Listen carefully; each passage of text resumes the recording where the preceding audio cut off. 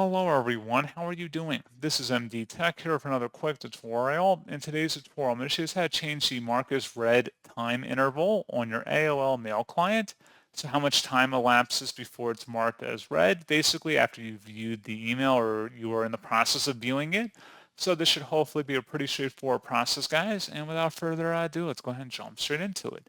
So all you have to do is sign into AOL Mail and select the settings button up at the top right. Go down and select More Settings.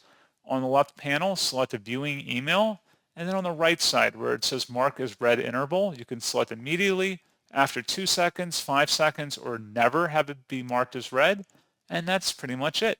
So as always, thank you for watching this brief tutorial. I do hope that was able to help you out, and I do look forward to catching you all in the next tutorial.